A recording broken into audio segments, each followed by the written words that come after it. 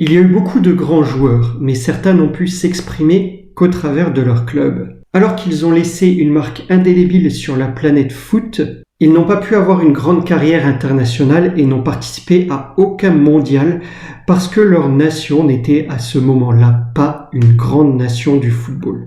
De qui parle-t-on ici? Eh bien, j'ai voulu lister 5 grands footballeurs, 5 grands noms qui ont toujours brillé avec leur club, qui auraient pu avoir une carrière internationale au niveau mondial, mais qui n'ont malheureusement pas pu participer à une seule Coupe du Monde de leur carrière.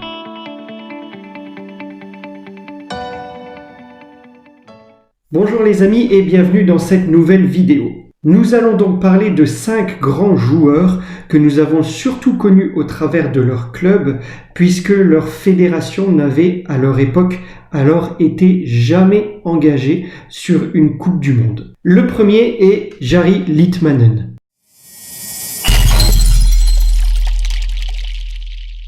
Footballeur finlandais pétri de talent. On a pu voir récemment que l'équipe finlandaise était en constante progression. Je pense que vous avez pu voir la défaite de l'équipe de France 0-2 face à cette sélection.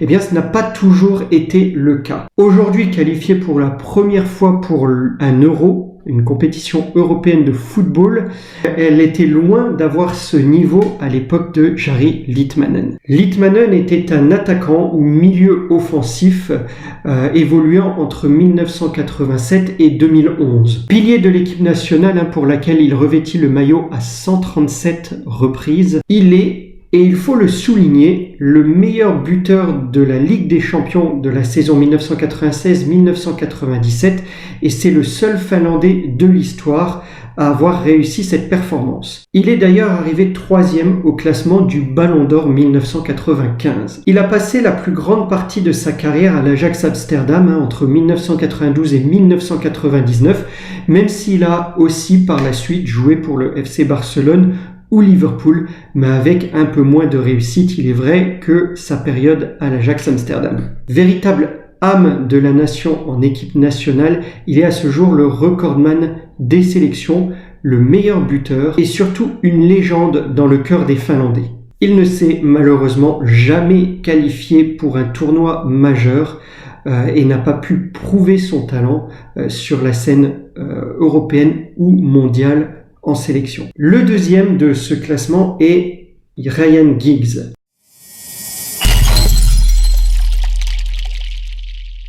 Alors si je vous demande aujourd'hui de me citer un joueur gallois, vous allez certainement me parler de Gareth Bale ou d'Aaron Ramsey. Mais à l'époque, beaucoup auraient cité Ryan Giggs. Joueur fidèle à Manchester United, puisqu'il a joué pour ce club durant plusieurs années, entre 1991 et 2014. Il a disputé 963 matchs sous la tunique des Red Devils. Ce milieu de terrain est aujourd'hui l'entraîneur de l'équipe nationale galloise. Alors il possède plusieurs records.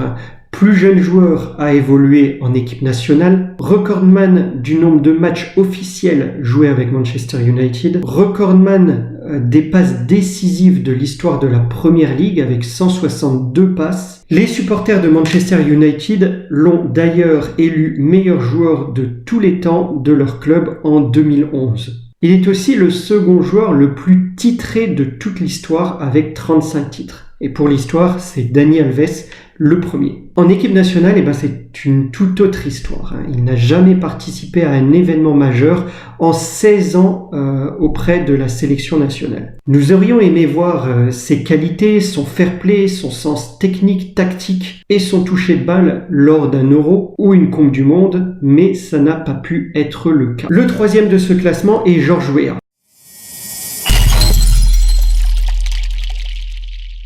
Ah Georges, je me souviens de lui comme d'un buteur redouté, notamment lors de la campagne de Ligue des Champions du PSG sur la saison 94-95 où il était terrifiant et où le PSG a gagné tous ses matchs. Mais regardez ça plutôt. Le Gwen, Colter, George, on a écarté avec Nouma, George encore, oh là, il est passé. Il est passé. Oh, il est passé. Oh, quel but. Il est passé. Oh, quel but. Quel but. George, on sentait qu'il était ça capable. pourrait passer, il est passé. Oh, il est passé. Quel oh but. Oui. Quel festival, George Weah. Ah, ça c'est un festival. Depuis le départ, intérieur pied droit, puis extérieur pied droit, puis extérieur pied droit nouveau, et plein de lunettes au premier poteau. Et si vous aviez été à la place de Cannes, vous n'auriez pas pu faire mieux, si ce n'est de constater les dégâts.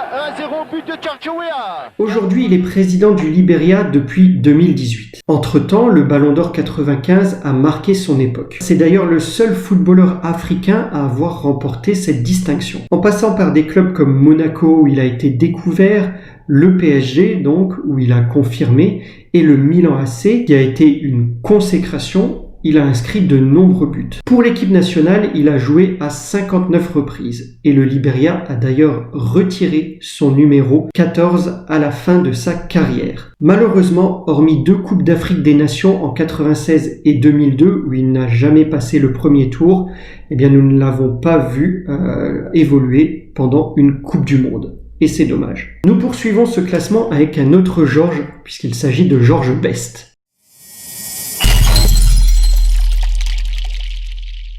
Connu pour être un des plus grands attaquants de l'histoire, Pelé et Maradona en ont d'ailleurs fait souvent l'éloge, il est aussi connu pour ses excès en dehors du terrain. Il disait d'ailleurs qu'en 69, il avait arrêté l'alcool et les femmes et ça a été les 20 minutes les plus dures de toute sa vie. Mais le Ballon d'Or 1968 était surtout un génie sur le terrain, doté d'une grande technique et d'un très bon sens du dribble. Il a fait le bonheur de Manchester United entre 1963 et 1974 et sa carrière, qui s'est terminée en 1984, lui a permis de revêtir le maillot de l'Irlande du Nord à 37 reprises, entre 1964 et 1977. Malheureusement, il n'a jamais fait une grande carrière internationale et n'a en tous les cas jamais disputé de Coupe du Monde. Il a à ce titre d'ailleurs souvent demandé que l'Irlande soit unifiée pour pouvoir participer à cet événement majeur, mais malgré sa renommée, ça n'a jamais pu et ce n'est toujours pas le cas. Allez, pour finir sur lui, je vais vous donner une de ses citations alors qu'il parlait de Cristiano Ronaldo. Pendant des années, j'en ai vu défiler des George Best. C'est la première fois que je prends ça comme un compliment. Bel hommage à Ronaldo.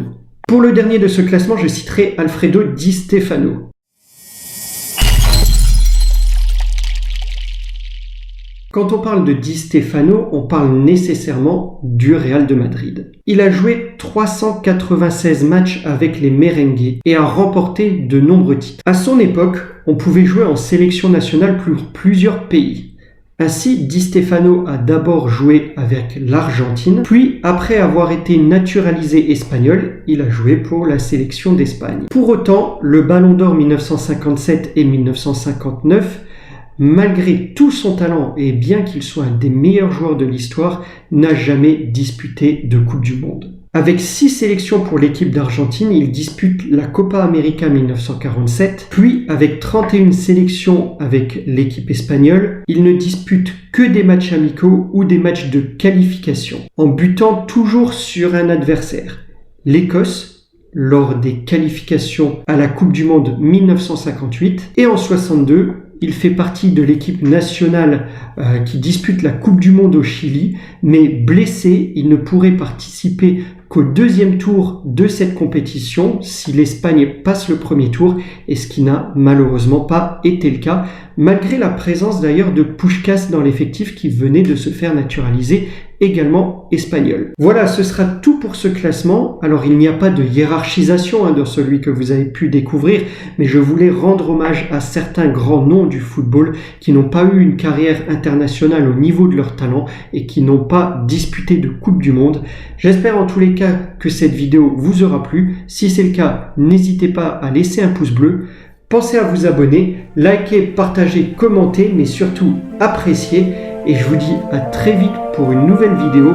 Portez-vous bien les amis. Au revoir.